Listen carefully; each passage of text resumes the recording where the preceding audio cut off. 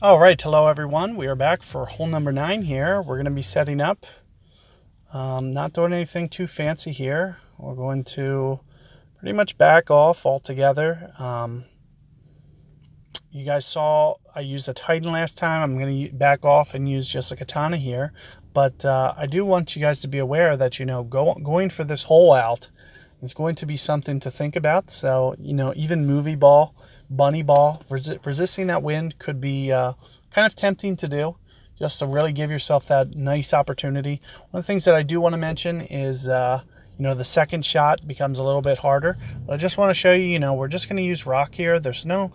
I just don't have a need to go for Thor's hammer. I'm very accurate with it, all things considered, but it's just not necessary for this tee shot. I want you guys to, think smarter with the way that you go about doing things, as opposed to, potentially putting yourself in risk. With a Thor's hammer, I still feel comfortable. With extra mile, I don't feel comfortable at all. So don't recommend bringing extra mile, under any circumstance, especially when it's downwind. You can see how easy and straightforward this hole is. I need so little power here. It's crazy. I mean, you can see I'm getting it to the bottom of the neck here with doing virtually nothing. I'm going to use, just a little bit of power and a little bit of curl. Because you can see this is the, landing zone I'm aiming for is right around here. And you can see that it just needs a little bit curl beyond that. So you're just going to see me, first off, I'm going to play just a couple rings just for the angle of that wind. And I'm going to, curl it that extra that I mentioned, because it's going to need just that little bit of extra to get back into the center of the fairway here. So here you see me just kind of slowly, carefully putting it up into the center. And you can see I went even into 360 here. I only need to get to 340. I feel comfortable at the 340 number.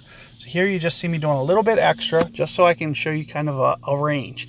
But you can see how safely I put that in the fairway. There's no reason to go for more.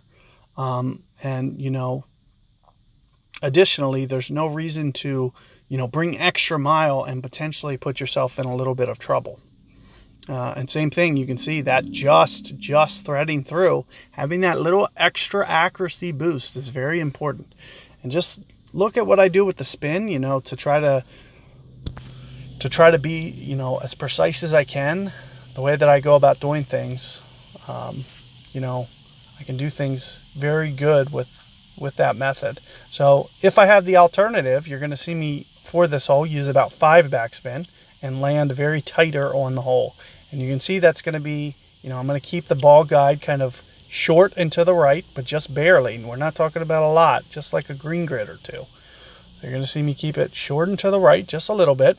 Additionally, I'm going to go at least, since I'm into power, well, it is a little uphill, so I might play this one spot up. I might play this more 7.5 rings kind of spot up. Let's try that. Perfect ball. And let's cross our fingers. Hopefully we can get a little magic to happen here. And you can see just needed just a hair more adjustment. So I was about a ring off. So I went about spot on 7.5, where 8.5, or, if I would have just anticipated that adjustment, pre-adjustment, because, how I mentioned how I'm going to have to keep it short and to the right. If I would have kept it a little bit more shorter and a little bit more to the right, it would have been equivalent to going an extra ring. So that's about what I missed, was by about a ring. So you can do that one of two ways. You could have started your adjustment a little bit more right, a little bit more short, or you can just kind of spot up similarly to how I did and just went 8.5 as opposed to 7.5 and might have had the hole out. So 2 different ways to think about that, but always be thinking about, the way that second, third, fourth bounces are going to come in, because they're always going to be different than what you see on your ball guide. So you're just thinking about a nice approach to, honing in on that adjustment based on, those second, third, and fourth hops changing.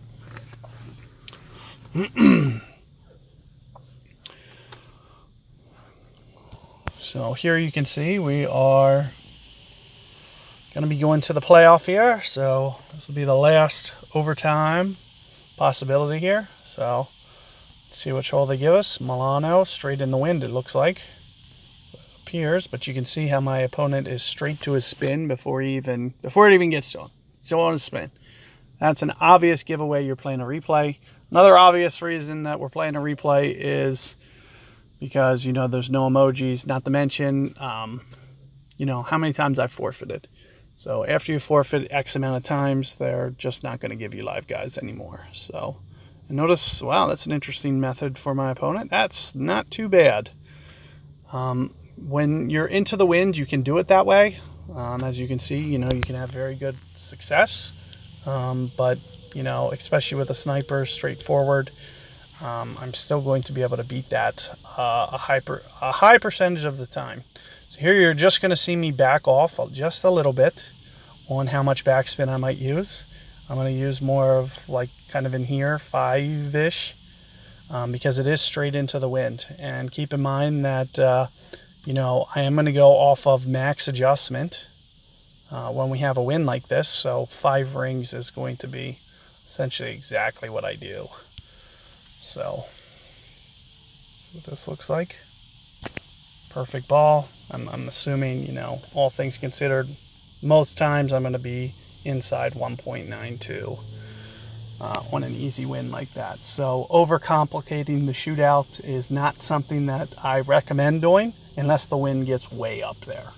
So using that alternate method, you know, it's going to, in my opinion, you know, it just makes it makes the shot just a little bit more complicated. Of course, you can get in there tight, but when you have to factor in all that side spin and cut spin, how it's going to react on the green, just going at it straightforward is going to be, you know, a better precision method, especially, you know, the better you get as a player. You know, I would have had to, even if I great balled that, you know, if I had my distance control down, I'm going to be inside 1.9. It would just have to be, you know, perfect distance with a pull. So, but, you know, keep all those things in mind. You know, good luck with your tournaments. I may or may not come back into pro for you guys. You guys have 2 different methods to do things. I've given you, you know, I really don't think there's a lot that needs revised here. Of course, there's, you know, a couple things that I haven't quite pulled off. But I think, you know, you guys are more than comfortable from here to at least pick, you know, I've given you kind of 2 different shots a couple times too. And, you know, I think both of them can be kind of usable methods to where you could kind of come at it with those approaches. And so, you know, like I said, you know, I might not come back into pro and give you guys any more tutorials because for the most part, I have everything very well covered. And like I said, you know, just take a look at the different methods and just kind of pick the one that you feel comfortable with based on your clubs. So, you know, good luck with everything. I'll see you guys. If you guys have some expert or master accounts, I still have those to come. And see you guys later.